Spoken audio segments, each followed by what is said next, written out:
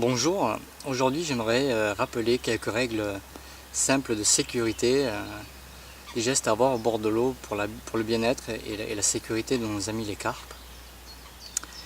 La première et la plus importante à mon avis, c'est d'avoir un bon tapis de réception, bien matelassé, bien épais, de préférence avec un bord et même un rabat qui permet d'emprisonner entièrement la carpe, même si celle-ci se débat un peu, elle reste entièrement en sécurité hors de l'eau.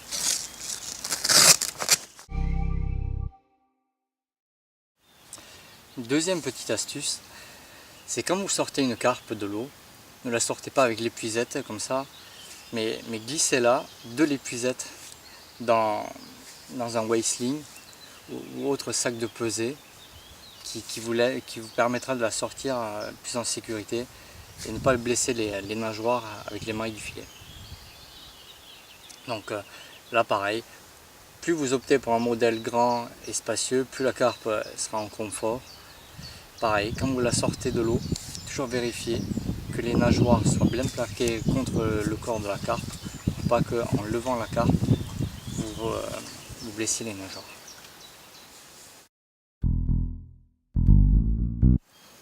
Troisième règle, une fois que la carpe est hors de l'eau, toujours penser à bien l'arroser et l'humidifier abondamment avec de l'eau.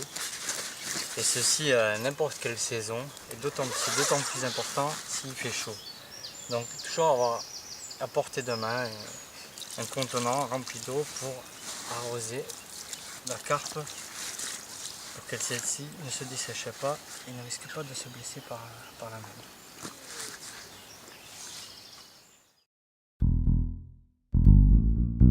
Donc quatrième petit conseil que j'aimerais vous apporter, c'est de toujours vérifier si la carpe n'a pas de blessure, soit à la piqûre de l'hameçon, soit sur le corps. Donc je vérifie toujours, et si jamais c'est le cas, comme c'est ici, c'est un poisson qui sort de la fraie, donc il y a quelques éraflures sur le corps. Donc je vais appliquer une solution bactéricide et fongicide qui aide à la cicatrisation. Donc il y a beaucoup de marques qui en font, notamment là j'ai choisi un produit de chez Criston, le Clinique, qui est un produit pour la bouche et pour le corps. Donc c'est une petite fiole, ça coûte pas grand chose et ça aide à ce que les carpes cicatrisent mieux et qu'on les ait longtemps comme compagnons de jeu. Donc je commence par humidifier un peu la plaie. Donc là on voit que la carpe elle a une petite blessure due à la fraie, on voit très bien les éraflures tout au long de son flanc. Donc là c'est un peu à vif. Donc une fois qu'on a rincé avec de l'eau, avec un peu de papier hygiénique ou une serviette, ce qu'on a sous la main, on assèche légèrement la plaie. Voilà, pas trop, on essaie d'enlever le papier, voilà.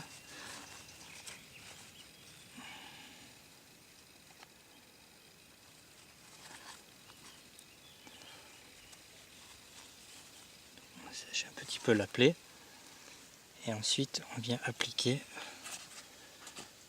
le produit bactéricide fongicide, un petit pchit sur la plaie qu'on étale et qu'on fait masser en masse un petit peu avec le doigt, on fait pénétrer. Voilà, donc ça crée une barrière qui protégera la plaie et aidera la carpe à cicatriser. Donc je vérifie également la même chose sur sa bouche. Donc là on voit qu'il y a une trace de piqûre qui est ancienne. Moi je l'ai prise à l'intérieur de la bouche, comme on peut voir là. Donc cette plaie également on va la soigner. Donc pareil, j'éponge un petit peu et j'applique le gel désinfectant, voilà, directement sur la plaie. On masse un petit peu pour bien faire pénétrer le produit. Et voilà. Donc tout cela, ça permettra à la carpe de mieux cicatriser et qu'on la reprenne quelques mois plus tard en bonne santé. Voilà, maintenant qu'on l'a désinfecté, qu'on a nettoyé ses plaies, on va lui rendre sa liberté. Allez, au revoir. Et à bientôt. De nos jours, on est de plus en plus nombreux à pêcher la carpe.